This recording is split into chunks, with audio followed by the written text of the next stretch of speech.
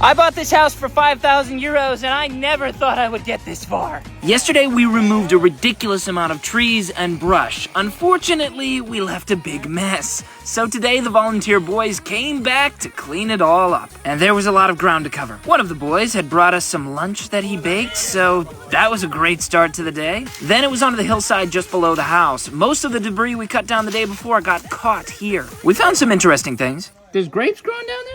Yeah. Are you sure those are grapes? One of the boys wanted to catch the dormouse living in the attic with some apple, but it was a little too smart for him. The boys fought hard, but it was just too much brush to finish for them, and so they had to go home. Then the adult volunteers came again, and unfortunately it was too much for them too. You just pulled that out of the woods? Yeah. What do you think it is? Can I say or no? We were throwing down as much debris as we could, but those aren't my legs. I did not film this clip.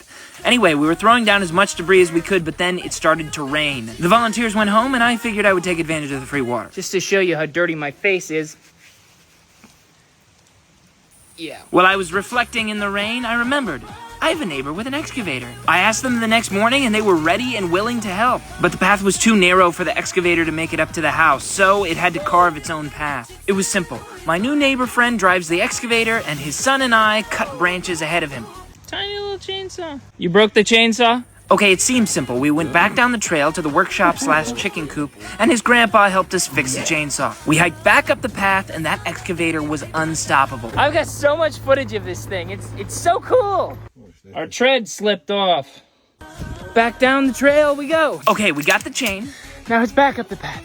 We took a quick break. The sun was brutal, and we deserved it. Then we got to work on fixing the tread. I guess it's easy when you know how to do it. Whoa. Then, of course, 3 more people showed up who I had never seen before. I told them to change clothes and put them straight to work. Of course, that was the reason they came, and to take a few videos. We still had plenty of daylight, and the excavator had finally reached the house. And you better believe it started putting in the work that nothing else could. Now it just had to reach the back of the house to remove the stumps we left behind. There's one, and there's one, and there's one, and there's one. Of course, this was no problem for this kind of machinery. It tore out the stumps, then we threw them off the hill and piled them up. At least the machine gave us a little bit of work to do.